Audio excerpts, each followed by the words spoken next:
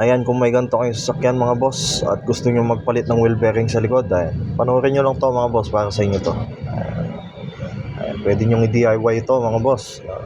Hindi naman ganun kahirapan tanggalin to mga boss at install. Ayan, panoorin nyo lang mga boss. Ayan, tanggalin lang yan, 214mm mga boss sa brake caliper. Ayan.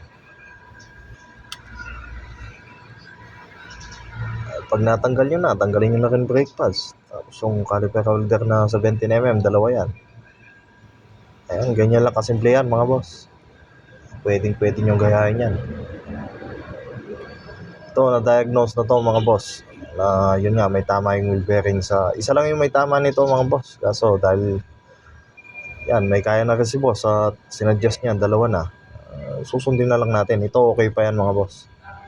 Wala pang gasgas yan mga boss. Ito nagbubuhangin na tapos may alog. Kaya dyan mga boss, sinabay na namin yan. At dito muna tayo na sa isa mga boss. Yan. Una, syempre, lubricant natin ng yan, WD-40 dahil sa katagalan ng alawang yan. Tapos yan, yung pantanggal namin na 3/4 na 30mm. May kahigpitan yan mga boss, kaya gumamit kayo ng tubo kung pwede. Talagang mahigpit yan dahil sa katagalan ng panahon, ngayon lang napapalitan to. Ayan, ganyan lang naman kasimple yan mga boss. Wala namang ganong ano to. Masisira ang kung anong bagay dito. Ayan, pag naluwagan nyo na yan, pwede nyo na kamayan.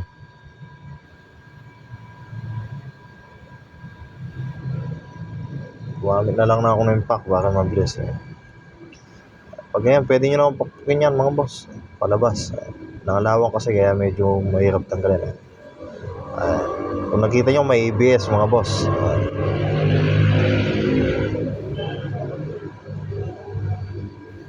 Talagang nangalawang na sa loob. Kaya yan, palitan na.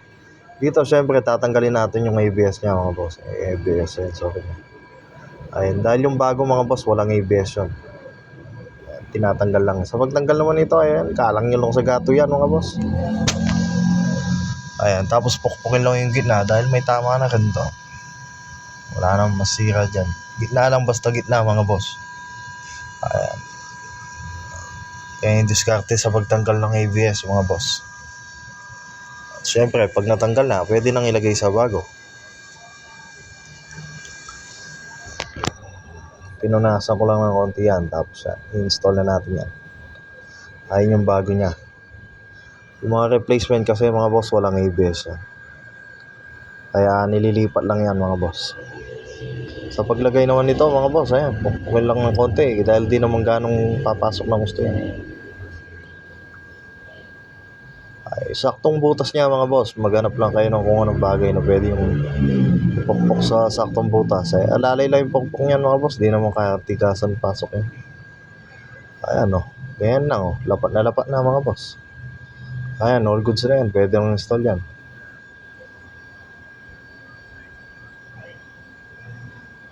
Ayan, syempre naman, kailangan natin punasan yan bago natin ipasok. Syempre, lawayan ng konti, ay grasahin pala mga boss. Ayan, grasahan ng konti yan. Ayan, nang swabe pumasok mga boss. Ayan, yun yung bago, ang ganda ng play oh. Syempre yung washer mga boss, may guide dyan, may timing. Ayan, sundan nyo lang yung timing na yan. O, tapos lagay nyo yung lahat, ganyan lang kasimple mga boss. Ayan, kahit kayo lang magpapalit, kaya-kaya nyo yan.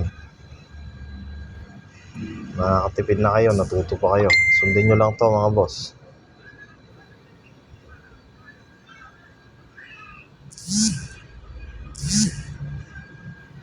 Ayan, syempre sa paghigpit nyan, pakahigpit nyo mga boss. Gumamit din kayo ng tubo kung paano tinanggal, ganun din nilagay. Gamitan nyo ng tubo.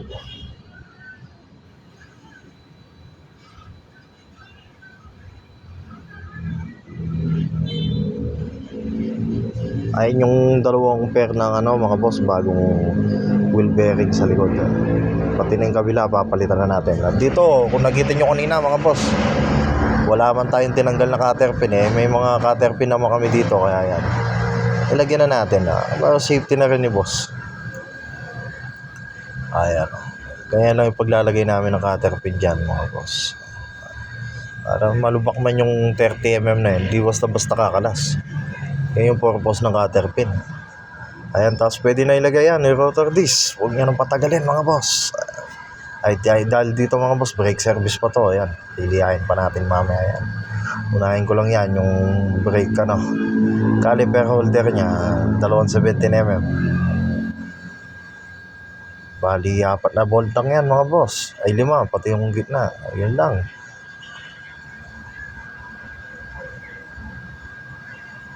Ito, pag na-under siya mga boss, malakas yung ugong.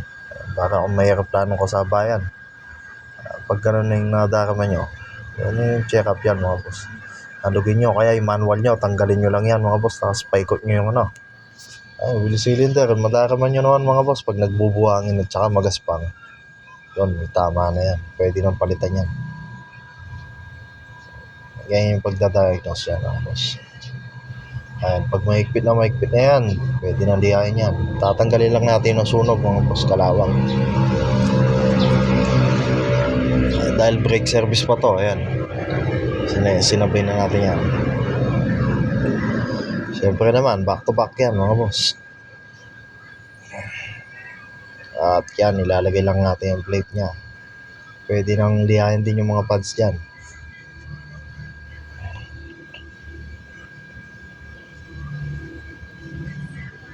Ayan, pati yung pagsiservice ng brake mga boss, ganyan kasimple lang yan.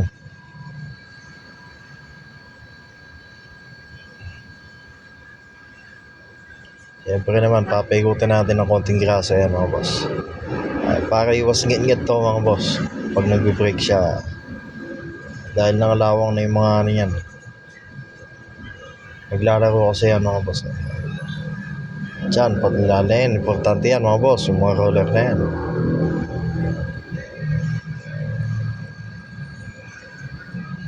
Konting pahid lang mga boss, huwag yung ganong dami yan. Ang pampaswabe lang yan na yan. Ay, may mga guide naman yung mga paglalagay ng brake pads yan mga boss. Caliper na yan, hindi naman agad-agad na yan. Ayan, may mga stopper yan mga boss. Ayan, ganyan lang kasimple mga boss. Na kahit i-DIY nyo mga boss, pwede nyo gayahin yan. Sundin nyo lang yan mga boss. Ayan, makakatipid na kayo, natuto pa kayo. Ayan. Yan lang po mga boss, share lang po. Ayan. Salamat sa panonood. Ingat po kayo at God bless.